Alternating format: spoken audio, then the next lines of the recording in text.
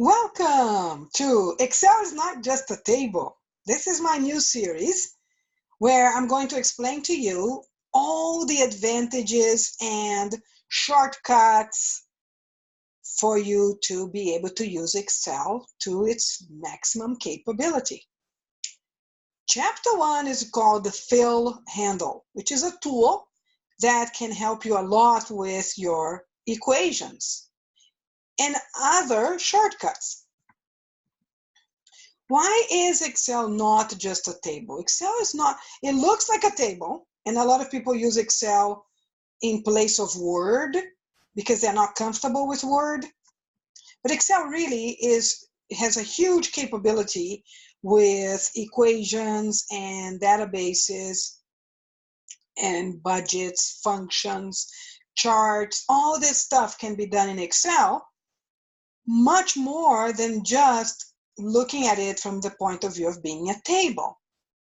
And today's chapter is about fill handle, as I mentioned before, and let's take a look and see what it is that the fill handle can actually do for you and what it is. Here we have Excel. Excel has a lot of rows. It starts at 1 and ends in the thousands. And column starts at A and it goes all the way from A to Z and then starts AA, AB, AC, AD, all the way to ZZZ or far away, okay? And because of that, whenever you want to put any formatting, I never recommend that you select here in A at the top of your column heading, because it's going to select all the way to whatever end of your rows it is. And if you put a formatting there, now when you try to print, the program thinks that you have formatting all the way to the end and will print a bunch of blank pages. This happens a lot to my students, and I don't want this to happen to you, okay? So if I have numbers written all the way to 829, the best way would be to select with the white cross here, all the way to 29, and then I put my click on B for bold, okay? Same goes for my columns. If I were to select here, selecting all the way to ZZZ, and when you put formatting there, it will end up printing a lot of blank pages because the program is not aware that you actually only wanted to select, only have things written all the way to here. So that's best to select using the white cross. Now, when I click on A1 and I type something like budget 2020, and I press before I press my enter key, notice that I have right here in my formula bar written budget 2020.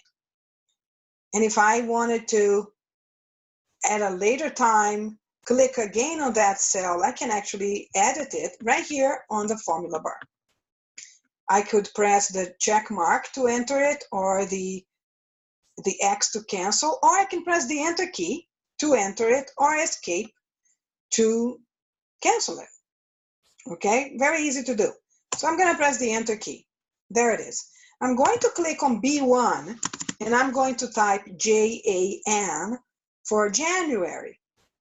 Notice that at the bottom right of this cell, you see a little notch. That's where you're going to place your mouse there, and there your mouse turns into a black cross. That's your fill handle. You click and hold your left mouse pointer, left mouse button, and you drag it to the right until you see the word DEC for December. You see? When you let go, there it is. The same could be done if you type Monday. Same idea. And you could have typed January, the whole word, and it would continue with February, March. In this case, I type Monday. I drag my fill handle until I get to Sunday. There you go. Same could be done with quarter 1. Now the question is, and if I do it with 1, what happens? Notice it only does the number 1 again and again because you didn't give it a sequence. You would have to give it a sequence. 1, and I'm going to tab to the right, type a 2, press the enter key, and now with the white cross I select 1 and 2. Now from the bottom right notch I can drag to the right to find my sequence. You see, it goes all the way to 10. And finally, if I wanted to create a sequence of names of people, let's say my employees, Brian, John, Pamela, Mary, and for me to repeat the same sequence, I select my sequence with a white cross, and from the bottom of my selection, I then drag, and I can see how it repeats the same sequence again and again. And this, ladies and gentlemen, is your fill handle. Next time, we're going to continue with the fill handle, but this time using it in equations. Thank you very much for attending this lecture. And again, just to repeat what it was that we saw, right? What did we see? Basically, what we talked about was that you can use your fill handle for months, days of the week, quarter, 1 to 4, sequence of numbers or sequence of names.